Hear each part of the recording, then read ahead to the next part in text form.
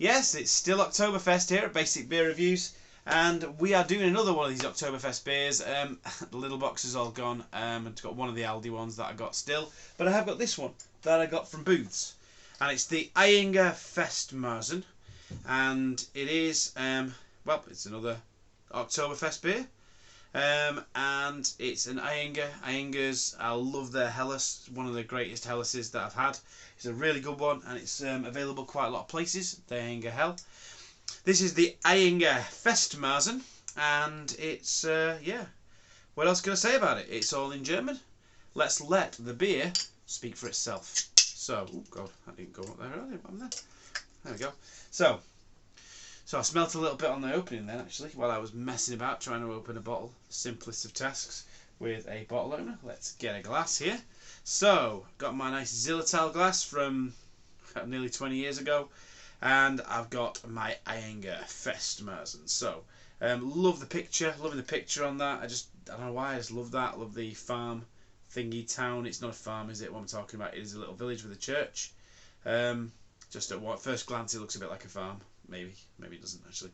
But yeah, it's got those lovely kind of German style, sort of Bavarian kind of houses and stuff. Those places where you can stay when you go there and have some of the amazing beer.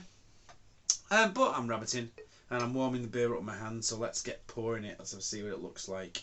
So we're getting a kind of an amber colour coming out of it, which is quite common with a lot of these Oktoberfest beers. So I say, oh, what's that? Oh, I'll give that pour a 7 out of 10. Not too bad, but I've done better.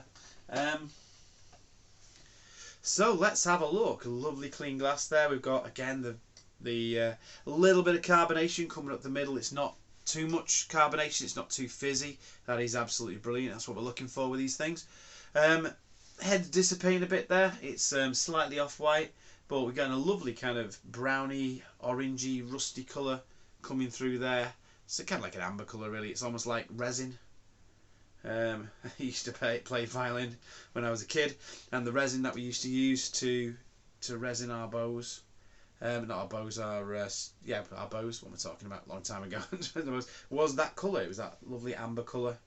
Don't know why I'm talking about that, but anyway. So let's have a sniff of it. So let's go. Oh yeah. So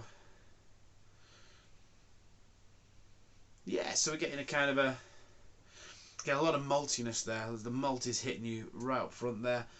But a lot of these fest beers tend to be more malty, really. So what else are we getting here?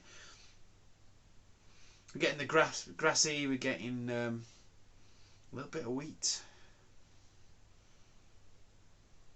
a little bit of citrus there, a bit of pine. And again, it's biscuity, bready. It's just it smells absolutely delightful. Can't wait to get in. But Ayinger have got a really good reputation for doing amazing beers.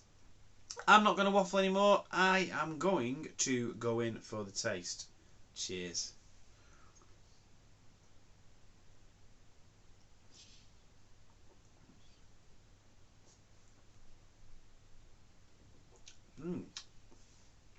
So yeah, sort of smooth, creamy, syrupy, quite malty, really refreshing.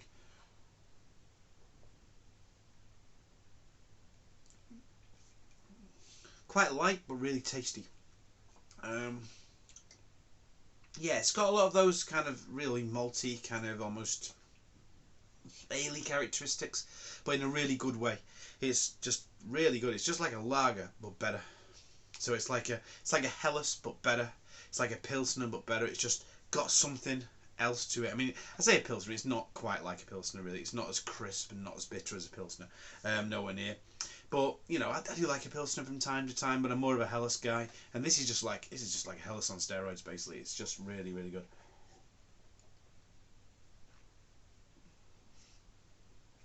Yeah, I find some of the Oktoberfest beers can be a little bit heavy.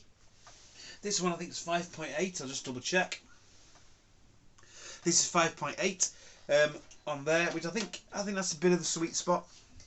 For this, between 5.5% and 6%, I think are good. I think when they get beyond 6%, they sometimes do get a little bit heavy. They do get to moving across a little bit from sort of, I don't know, that kind of lagery thing. I don't like a lager to be too strong.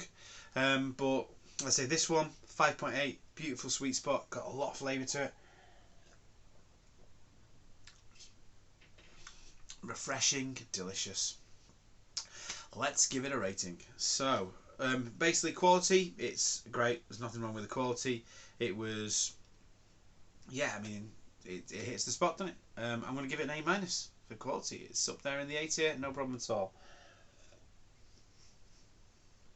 And I think, I can't remember how much this was now. I think it was about £3. I think it was just shy of £3. This £2.95, something like that. So, you know, there were cheaper ones in Aldi and Lidl, but to be honest, this is nice. This is nicer than a lot of the ones I got in the Aldi and Lidl box. Having said that, though, they were, I mean, so there wasn't an Aldi box. They had a few at Aldi.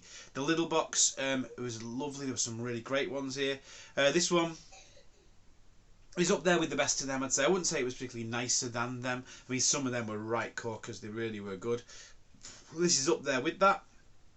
So on the value front, I'm going to give this one, for that kind of price, I'll give it an A minus again.